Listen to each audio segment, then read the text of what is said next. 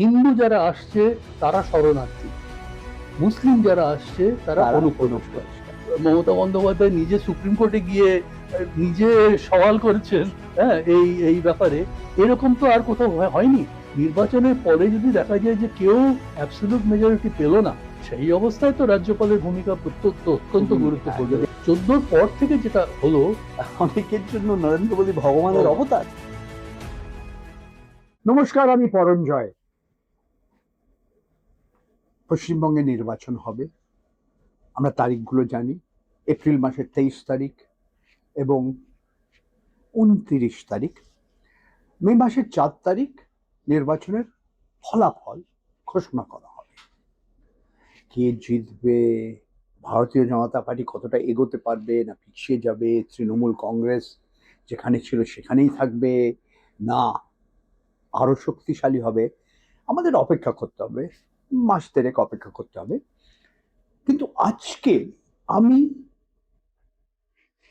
80 বছর 100 বছর পুরনো ইতিহাসে ফেরত যাব এবং আজকে যে বাংলায় যে দক্ষিণপন্থী রাজনীতি শক্তিশালী হয়েছে, এর কারণটা কি? আজকে আমার পাশে বসে আছেন অধ্যাপক পার্থ চ্যাটার্জি। 79 বছর বয়স আপনার, তাই তো? প্রেসিডেন্সি কলেজে পড়েছেন, তারপরে আপনার পিএইচডি আপনি মার্কিন যুক্তরাষ্ট্রের ইউনিভার্সিটি অফ রচেস্টারে পড়েছেন, তারপরে এখন আপনি honorary professor centre for the studies of social sciences, Calcutta. আর আপনি অনেক 25টা বই লিখেছেন। আপনার 1985 সালে বাংলার যে 1920 থেকে 1947 যে জমির যে প্রশ্নটা ছিল, এটা নিয়ে আপনি লিখেছেন। আপনার রাজনীতি, ইতিহাস, অ্যানথ্রোপোলজি এইসব নিয়ে আপনি অনেক পড়াশোনা করেছেন। আপনার বই প্রিন্সটন ইউনিভার্সিটি প্রেস বেরিয়েছে, বার করেছে, কলাম্বিয়া ইউনিভার্সিটি প্রেস বার করেছে। তো পার্থদা, আমরা যদি 100 বছর পিছিয়ে যাই আর যদি আমরা তুলনা করি এই বাংলার হিন্দু মুসলমানদের যে সম্পর্ক এটা ছিল 40-এর দশকে, যেই ধরনের হিন্দু মুসলমান দাঙ্গা হয়েছিল, আমার মনে হয় না ভারতবর্ষের পাঞ্জাবের বাইরে এই ধরনের দাঙ্গা হয়েছিল। আজকে আমরা দেখছি যে এই রাজ্যে গত 10 বছরে ভারতীয় জনতা পার্টির প্রায় অস্তিত্ব ছিল না এই রাজ্যে।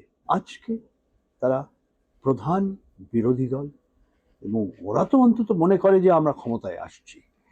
তো আপনি এই 100 বছরের এই রাজ্যে যে সাম্প্রদায়িকতা এবং দক্ষিণপন্থী রাজনীতির ইতিহাসটা নিয়ে আমাদের দর্শককে একটু সরল ভাষায় বোঝান।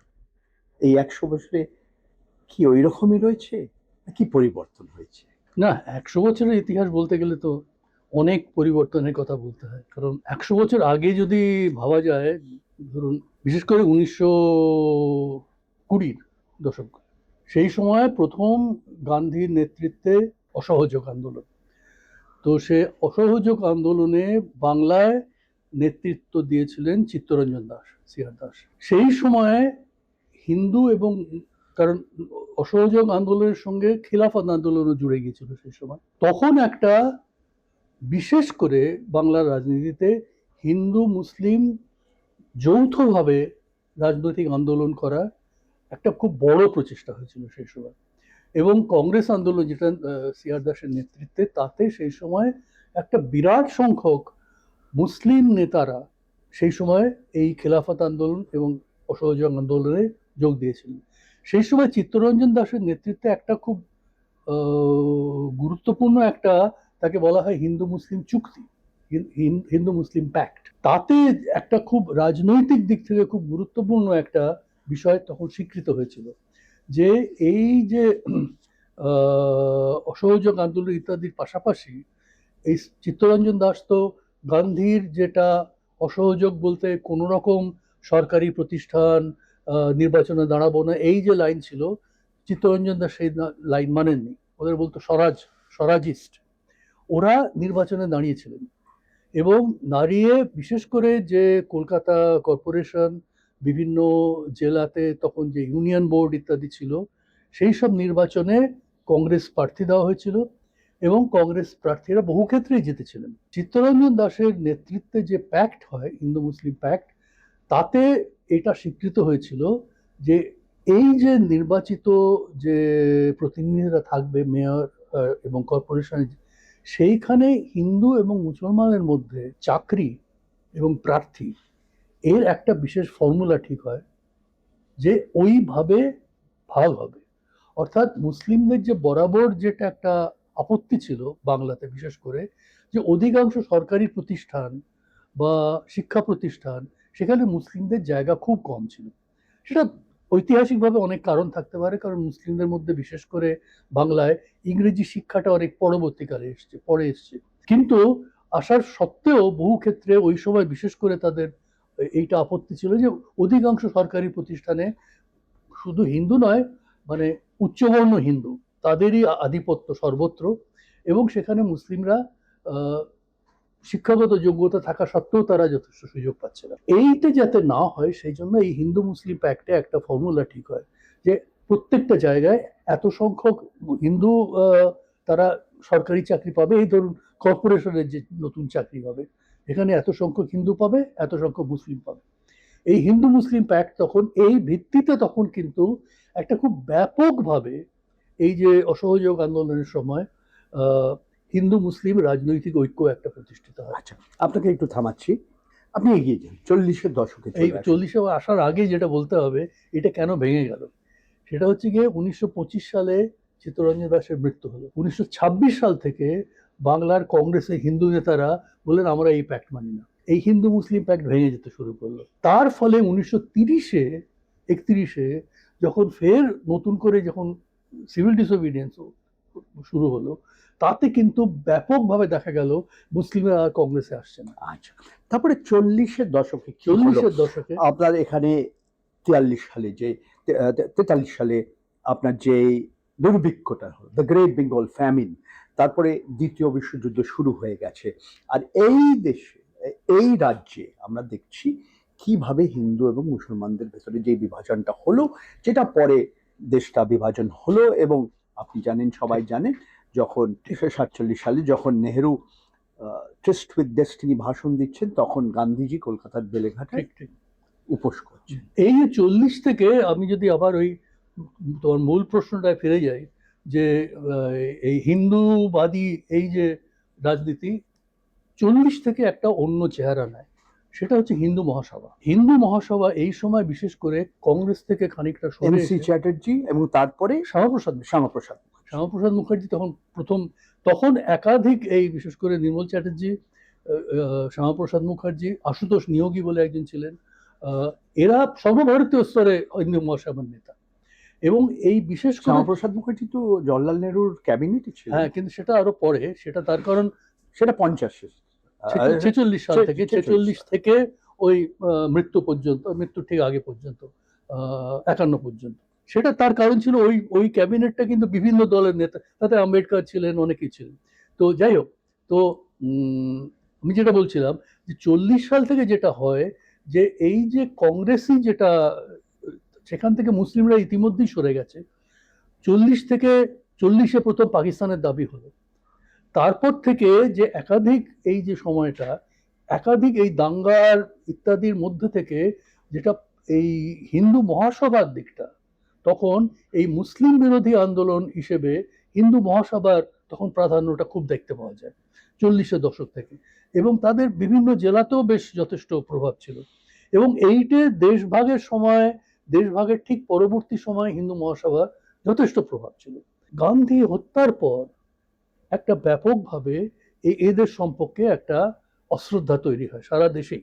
কারণ অনেকেই মনে করতেন যে এই গান্ধী হত্যার সঙ্গে এদের বিভিন্ন দলের, সবাই জানেন, মানে সাভারকরের ভূমিকা, নাথুরাম গডসে ইত্যাদি। তো যে কারণে এই তারপরে বিচার হলো ওদের। এক্স্যাক্টলি। তার ফলে এই হিন্দু মহাসভার প্রাধান্যটা কমে যেতে থাকে। 50-এর দশকের পর থেকে কিন্তু বাংলায়, অন্তত পশ্চিমবাংলায় আলাদা করে একটা হিন্দুত্ব বা হিন্দুদের জন্য আলাদা রাজনৈতিক সংগঠন এ প্রায় দেখাই যায় না। তখন স্বভাবতই কংগ্রেস প্রাধান্যই বেশি। ষাটের দশক থেকে 50 থেকে শুরু করে ষাটের দশক থেকে প্রধান এই প্রতিপক্ষ তৈরি হলো বামপন্থীরা। তারপরে আমরা দেখছি 71-এ বাংলাদেশের জন্ম হয়।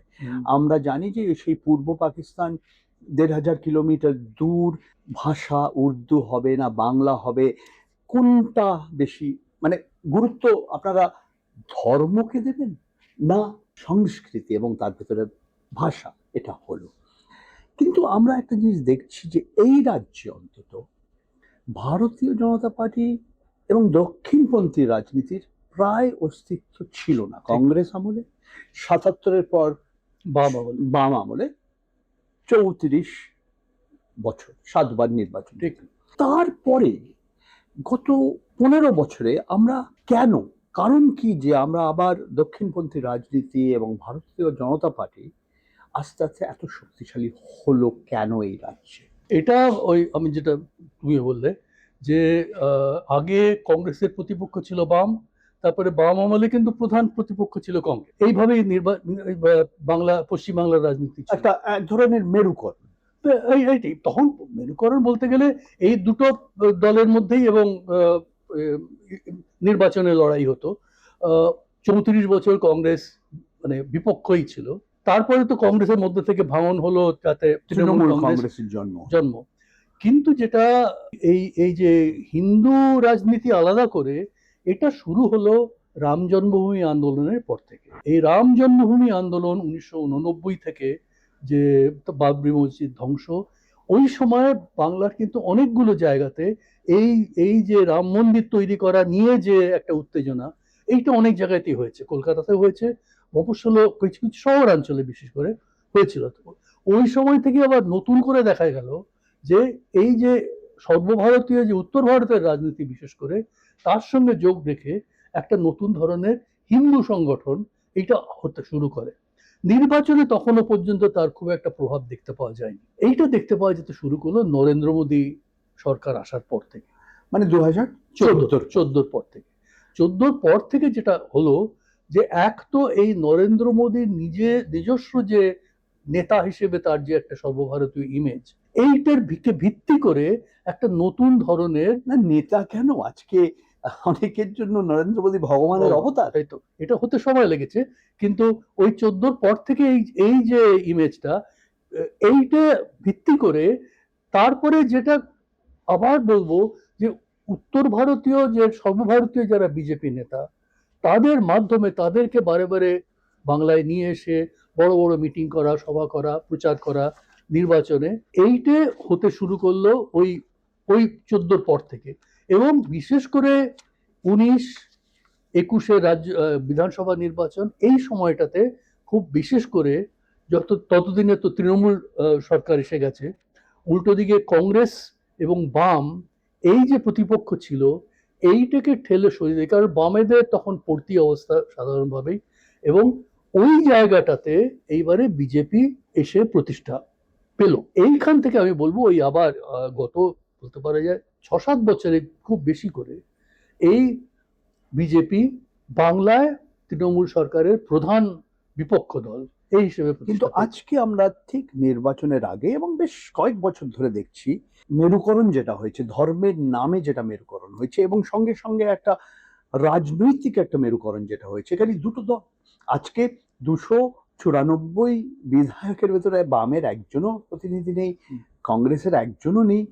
এবং এই যে আমরা এই রাজনীতিটা দেখছি, একদিকে এই মমতা বন্দ্যোপাধ্যায়, যাকে বলা হতো মমতাজ ব্যানার্জি, উনি আজকে দীঘায় জগন্নাথ মন্দির করছেন, শিলিগুড়িতে মহাকাল মন্দির, নিউ টাউনে দুর্গাঙ্গন।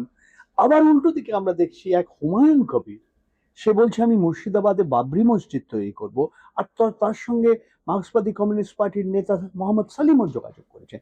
তো এই যে ধর্মের নামে রাজনীতির এই নতুন যে প্রতীকটা আপনারা দেখছেন এই কত কয়েক বছর ধরে, এটা আপনি কিভাবে বিশ্লেষণ করেন? এখানে দুটো জিনিস বলতে হয়। এক হচ্ছে, একদিকে যেরকম বিজেপির দিক থেকে এটা 14 সালে এতটা বেশি সর্বভারতীয় ক্ষেত্র ছিল না। এই যে হিন্দুত্বকে বা হিন্দু রাষ্ট্র প্রতিষ্ঠাই হচ্ছে আমাদের প্রধান লক্ষ্য, এইটা 14 সালে এটা দেখা যায়নি। 19-এর পর থেকে নিশ্চিতভাবে দেখা যাচ্ছে। এবং বাংলায় এটা বিশেষ করে এই যে মেরুকরণের রাজনীতি, মমতা বন্দ্যোপাধ্যায় আসলে মুসলিম তোষণ করছেন, এই অ্যাপিসমেন্ট, হ্যাঁ, তোষণ করছেন, এই যে অভিযোগটা, এইটাই বারে বারে প্রধানত আনার চেষ্টা হচ্ছে বিজেপির নেতাদের পক্ষ থেকে। এবং সেখানে আরো বেশি করে কিছুটা পুরনো দেশভাগের পরে যারা ওখান থেকে উচ্ছেদ হয়ে যে রিফিউজি, অধিকাংশ ক্ষেত্রে তো সেই রেফিউজি তো আর নেই, এটা পরের প্রজন্ম, দুটো প্রজন্ম পরে শরণার্থী না বলে ওদের এখন আমরা বলছি অনুপ্রবেশকারী। এই যে এসআইআর যে বিশেষ, কিন্তু পরিষ্কার করে ধর্মের ভিত্তিতে তফাৎ করা হচ্ছে। হিন্দু যারা আসছে তারা শরণার্থী, মুসলিম যারা আসছে তারা অনুপ্রবেশকারী। হ্যাঁ, এই তো ভাগ একদম। এখন এটা তো সর্বভারতীয় আইনেই হয়ে গেছে। যখন এই যে সিটিজেনশিপ অ্যামেন্ডমেন্ট অ্যাক্ট যেটা হলো, তাতে পরিষ্কারভাবে বলাই হচ্ছে যে বিদেশ থেকে যদি অমুসলিম কেউ আসে তাকে আমরা ভারতবর্ষের সিটিজেনশিপ দেব, মুসলিম এলে দিতে পারবো না। এটা তো পরিষ্কার হয়ে গেছে আইনেই প্রায়। এইটাকে রাজনীতির ক্ষেত্রে নিয়ে আসা হচ্ছে। এবং এইখানে যেটা অসুবিধা হয়ে গেছে, আমি যেটা বলবো, যেহেতু এই হিন্দুত্ব এবং হিন্দু রাষ্ট্রের হিন্দু পরিচিতিটাই সবচেয়ে বড় করে আসছে বিজেপির পক্ষ থেকে, সুতরাং বিজেপির বিরুদ্ধে যারা যাবে তাদের ক্ষেত্রে এই যে তারা যে তোষণকারী নয় এবং তারা যে হিন্দু বিরোধী নয়, এইটাকেও আবার তাদের প্রমাণ করতে হচ্ছে। এই কারণে যেটা এখন যেটা আপনার যে এসআইআর এর কথা, আমরা যে ভোটার তালিকায় যে অদল বদল হয়েছে এবং আরো হবে, আমরা যখন আজকে আমরা 20 তারিখ আমরা কথাবার্তা বলছি, এই যে বিশেষ নিবিড় যে সংশোধন হয়েছে, মমতা বন্দ্যোপাধ্যায়ের অভিযোগ যে মুসলমানদের নাম বাদ দিয়ে দেওয়া হচ্ছে, তফসিলি জনজাতি, তফসিলি জাতি, রাজবংশী, মতুয়া, এদের নাম কারণ যারা তৃণমূল কংগ্রেসকে ভোট দিতে পারে বা যারা হয়তো দেবে তাদের নাম ইচ্ছে করে বার করে দেওয়া হচ্ছে এবং ঘুরে ফিরে ওই এনআরসি, ন্যাশনাল রেজিস্টার অফ সিটিজেন্সে ফিরে আসছে। ভারতীয় জনতা পার্টির যারা মুখপাত্র তারা বলছে না না, এটা পুরো ভারতবর্ষে হচ্ছে, যে ভোটাররা যারা মারা গেছে যাতে দুটো ঠিকানায় নাম আছে, আমরা ওটা পরিষ্কার করছি। এই বিবাদটা চলছে। তো আপনার কি মনে হয়, এটা কি সত্যি মমতা বন্দ্যোপাধ্যায়কে, এই ধরে নিন 60 লক্ষ লোকের নাম আজকের দিনে আন্ডার অ্যাডজুডিকেশন, শেষ পর্যন্ত কজন থাকবে না আমরা জানি না, লাভ কার হবে? ভারতীয় জনতা পার্টির হবে না তৃণমূলের হবে? এইটা এখনো স্পষ্ট নয়। আমি যেটা বলবো যে প্রথম কথা, 60 লক্ষের মধ্যে আমার তো যা আন্দাজ পাওয়া যাচ্ছে, হয়তো 30-40 লাখ হয়তো তার মধ্যে ইতিমধ্যে ফয়সালা হয়ে যাবে, হয়তো 30%, 40% নাম হয়তো বাদ যেতে পারে। এটা আমি এখন স্পষ্ট জানি না। 24 তারিখে একটা সুপ্রিম কোর্টের শুনানি আছে, তাতে হয়তো সুপ্রিম কোর্ট স্পষ্ট নির্দেশ দেবে যে আমরা 20 তারিখে রেকর্ড করছি, হয়তো আমরা আমাদের ওই 24 তারিখে, তার ফলে সুপ্রিম কোর্ট নিশ্চয়ই একটা নির্দেশ দেবে যে যারা তখনো পর্যন্ত যারা আন্ডার অ্যাডজুডিকেশন বিচারাধীন বিবেচনাধীন থাকবে তারা ভোট দিতে পারবে কি পারবে না। না, কারণ আসলে এটা আগে কোনোদিনও হয়নি, এটা অভূতপূর্ব। উড়িষ্যা থেকে বিচারপতি আসবে, আপনার ঝাড়খণ্ড থেকে আসবে, তারা নিয়ন্ত্রণ করে। ঠিক আগে কোনো কোথাও হয়নি। এবং সুপ্রিম কোর্ট সেটা বলছেও, যেটা আমরা প্রেসিডেন্টও নয়, এটা একটা বিশেষ অবস্থায় আমাদের এটা নিতে হচ্ছে। এবারে এই যে যারা বাদ যাবে তারা বেশি করে তৃণমূলের ভোটার না অন্য কিছু, এটা এখনো স্পষ্ট নয়। আমার মনে হয় না এইটা খুব বেশি আসে যায়। না, পার্থদা, আমার কথা অন্য। মহারাষ্ট্রায় 40 লাখ লোক ওদের নাম ঢুকে দিয়ে 5 মাসে, বিহারে 65 লাখ লোকের নাম বাদ দিয়ে দেওয়া হলো, পরে আবার 45 লাখ লোকের নাম ছিল না।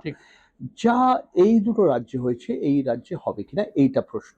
এবং তার চেয়েও একটা বড় গুরুত্বপূর্ণ প্রশ্ন, যে মমতা বন্দ্যোপাধ্যায়ের বিরুদ্ধে এই 15 বছরে যে প্রতিষ্ঠান বিরোধী একটা আবহাওয়া, একটা অ্যান্টি ইনকামবেন্সি সেন্টিমেন্ট লোকে ভুলে গেছে। লোকেরা ভুলে গেছে সন্দেশখালির কথা, আরজিকরের যে ঘটনাটা হয়েছিল, ইয়োর নেমসেক পার্থ চ্যাটার্জি ঘুষ খেয়েছে শিক্ষকদের চাকরি দেওয়ার জন্য, এইসব দুর্নীতির অভিযোগ, আইন শৃঙ্খলা নেই, এগুলি লোকে ভুলে গেছে সব। আজকে এই এসআইআর এবং এই নির্বাচনের আগে আমরা রাজনৈতিক পরিবেশটা অনেকটা বদলে গেছে আপনি আপনি কি মনে করেন আপনার সঙ্গে দুটো জিনিস বলবো। এক হচ্ছে গিয়ে অন্য রাজ্যে যে ধরনের এই ভোটারদের লিস্টে নানা রকম ম্যানিপুলেশন ইত্যাদি অনেক রকম অভিযোগ শোনা যাচ্ছে, তার কিছু কিছু প্রমাণও হয়তো আছে। পশ্চিমবাংলায় ঠিক একই স্কেলে এই জিনিসটা হবে কিনা আমার সন্দেহ আছে। তার একটা বড় কারণ হচ্ছে গিয়ে এই এসআইআর প্রক্রিয়া থেকেই যেটা দেখা গেছে, এটা ভারতবর্ষে অন্য কোথাও এইভাবে হয়নি যে তৃণমূল কংগ্রেসের পক্ষ থেকে বিশেষ করে এই প্রত্যেকটা পদক্ষেপে যেভাবে এটার বিরোধিতা করা হয়েছে এবং যতটা প্রচারে এসছে, এমনকি আপনার মনে থাকবে যে মমতা বন্দ্যোপাধ্যায় নিজে সুপ্রিম কোর্টে গিয়ে নিজে সওয়াল করেছেন, হ্যাঁ, এই ব্যাপারে। এরকম তো আর কোথাও হয়নি। সুতরাং আমার মনে হচ্ছে না যে এইটা খুব বড়ভাবে এই প্রত্যেকটা বুথে এরকম কিছু হবে বলে আমার নিজ। কিন্তু উল্টো দিকটা, এই যে প্রতিষ্ঠান বিরোধিতা, এটা যে একেবারে নেই এটা নয়, নিশ্চয়ই আছে, থাকতে থাকতে বাধ্য। এবারে প্রশ্নটা হচ্ছে গিয়ে যে শহরাঞ্চলে যে এই প্রতিষ্ঠান বিরোধিতা হয়তো বেশি দেখা যায়, সেটা গ্রাম অঞ্চলে অতটা আমরা দেখছি না, দেখতে পাবো কিনা। কারণ গ্রামাঞ্চলে অনেক বেশি করে কিন্তু এই সরকার আমাকে কি দিয়েছে, সরকারের উপর নির্ভরশীলতা, লক্ষ্মীর ভান্ডার, এইটা গ্রামাঞ্চলের মানুষের কাছে অনেক বেশি গুরুত্বপূর্ণ, শহরে নয়। সুতরাং আবার আমি বলবো এইখানে শহর আর গ্রামের ভোটারদের মধ্যে একটা তফাৎ হয়তো দেখা যাবে। মানে যেটা আমরা দেখি শহরে অনেকে বলে যে নরেন্দ্র মোদীর সামনে মমতা বন্দ্যোপাধ্যায় ছোট রাক্ষস, কিন্তু গ্রামাঞ্চলে তৃণমূলের গুন্ডা সে বড় গুন্ডা আর বিজেপির গুন্ডা ছোট। আর এটাও জানি, সবাই জানে যে একটা সময় যারা কংগ্রেস সমর্থক ছিল, বামের সমর্থক ছিল, তাদের একটা অংশ ভারতীয় জনতা পার্টি প্রচ্ছন্ন বিজেপি, হয়তো প্রকাশ্যেও বিজেপি, হ্যাঁ আছে। এবং কিন্তু সেটা নতুন করে কিছু হয়েছে বলে আমার মনে হয় না, সেটা গত কয়েক বছর ধরেই আছে। একটু একটু একটু ভবিষ্যৎবাণী করবেন? 4 তারিখ, কারণ আসলে অনেকগুলো ঘটনা ঘটতে পারে, এগুলো রক্তপাত হতে পারে। আমার মনে হচ্ছে না, এই কারণে মনে হচ্ছে না যে এই যে এতটা যে আটঘাট বেঁধে এই সেন্ট্রাল ফোর্স তমুক তমুক ইত্যাদি নিয়ে এবারে রক্তপাত, অসুবিধাটা যেখানে হবে যে কোথাও, যেটা গতবার যেরকম দেখা গেছিল কুচবিহার ইত্যাদিতে শীতলকুচি যে একটা ঘটনা ঘটল গতবারের নির্বাচনে, এইরকম জায়গায় যদি মনে করা হয় যে সেন্ট্রাল ফোর্স দিয়ে বা এরকম, বিশেষ করে কোনো তৃণমূলের বিরোধিতা কোনো স্থানীয়ভাবে এইখানে যদি একটা সংঘর্ষ তৈরি হয়, সেটা অসম্ভব নয়, হতে পারে।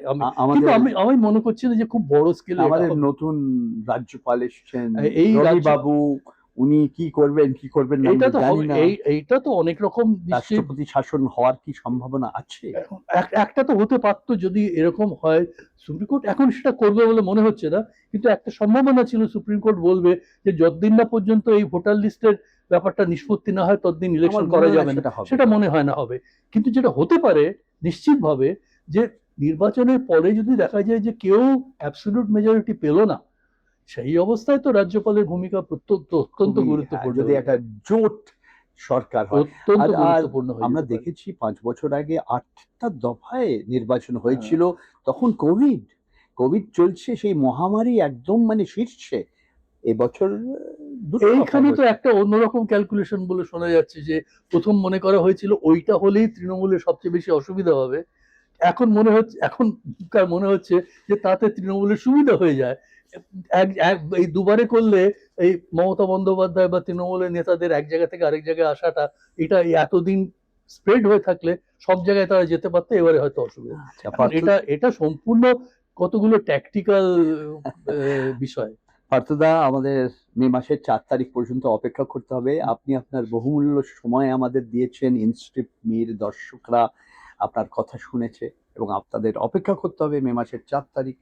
এই রাজ্যে দক্ষিণপন্থী রাজনৈতিক দল আরো শক্তিশালী হবে কি না, আপনাদের সবাইকে আমি ধন্যবাদ জানাচ্ছি। আপনারা এই অনুষ্ঠানটা দেখেছেন। inscript.me চ্যানেল আপনি সাবস্ক্রাইব করুন, শেয়ার করুন। প্রশ্ন করছি পরঞ্জয়। নমস্কার।